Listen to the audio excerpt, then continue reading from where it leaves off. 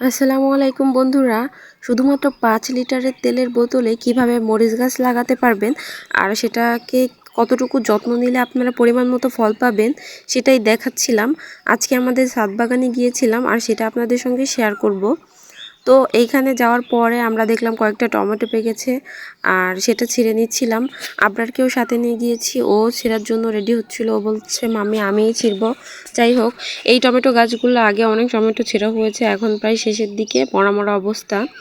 তারপরও এখনও কিছুটা টমেটো পাওয়া গেল ছাদ থেকে, তো আমরা নিলাম। নেওয়ার পরে আপনাদেরকে দেখাবো মেইন যে জিনিসটা দেখাতে চেয়েছিলাম, মরিচ গাছ। আমরা আজকে অনেক মরিচ ছিঁড়বো, গাছের মরিচ থেকে থেকে পেকেও যাচ্ছে এরকম অবস্থা। মানে আমাদের যতটুকু লাগে ততটুকু তো আমরা গাছ থেকে ছিঁড়ছি, তারপরও আল্লাহর রহমতে প্রয়োজনের থেকেও অনেক বেশি আছে গাছে, যেটা ফ্রিজে রেখে পরবর্তীতেও আবার খাওয়া যাবে। তো মরিচ গাছগুলো লাগালে কিভাবে যত্ন নেবেন সেটা হচ্ছে মেইন কথা।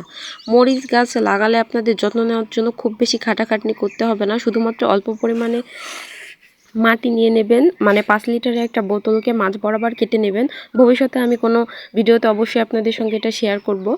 মানে শুধু মাঝ বরাবর কেটে নিলে 2 টুকরা হয়ে যাবে তখন কিন্তু 2 ভাগে আপনারা আলাদা আলাদা 2টা অংশ করে 2টা মরিচ গাছ লাগাতে পারবেন।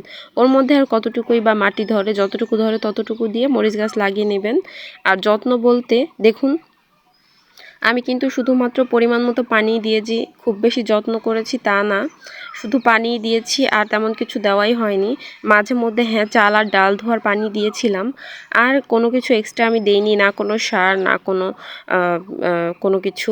তাতেই কিন্তু দেখুন মরিচ গাছে কী পরিমাণে মরিচ এসেছে মাশাল্লাহ। এই যে আমার একটা 5 লিটারের তেলের বোতলের একটা মরিচ গাছ, দেখুন কত মরিচ ধরে রয়েছে এই গাছে। এই যে দেখতেই পাচ্ছেন কতটুকু একটা পাত্রে এই মরিচ গাছটা রয়েছে। আমার বেশিরভাগ মরিচ গাছই ছোট ছোট পাত্রে দিয়েছি, আর যেগুলো বড়টায় আছে সেগুলো তো আছেই।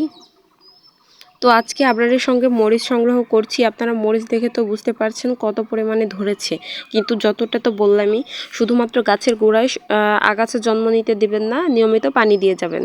পানি হচ্ছে মূলত যে ছাদে যেসব গাছ লাগানো হয় তাদের তো পানি ছাড়া আর কোনো খাদ্যই থাকে না, কারণ সূর্যের আলো আর পানি ছাড়া ওরা মাটি থেকে তো আর কিছু শুষে নিতে পারে না, যেহেতু ওরা টবে থাকে। তাই তো পরিমাণ মতন পানি দিবেন, আর মাঝে মধ্যে চাল ধোয়া ডাল ধোয়া এইসবের পানি দিবেন। আর হচ্ছে আপনারা এরকম লাগিয়ে নিতে পারেন, তাহলে দেখবেন যে নিজেদের যতটুকু মরিচ লাগে সেই পর্যাপ্ত পরিমাণে মরিচ আপনারা ছাদ বাগান থেকেই পাবেন। তো আপনারা আর আমি মরিচগুলো এইভাবে তুলে নিলাম। দেখেন ওই যে আমাদের ছোট্ট ঝুড়ি কতগুলো মরিচ হয়েছে, আরও কিন্তু দেখতেই তো পাচ্ছেন গাছ ভরা রয়েছে এখনও মরিচ।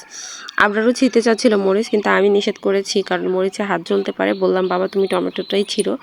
তো আজকে ছাদ থেকে এইটাই তুলেছি, ভবিষ্যতে যদি আরও কিছু ছাদ থেকে তুলি বা আরও কোনো কিছুর গাছ লাগাই অবশ্যই আপনাদের সঙ্গে শেয়ার করব। সবাইকে ধন্যবাদ, আমাদের ভিডিওটা দেখেছেন। ভালো লাগলে চ্যানেলটি অবশ্যই সাবস্ক্রাইব করে পাশে থাকবেন।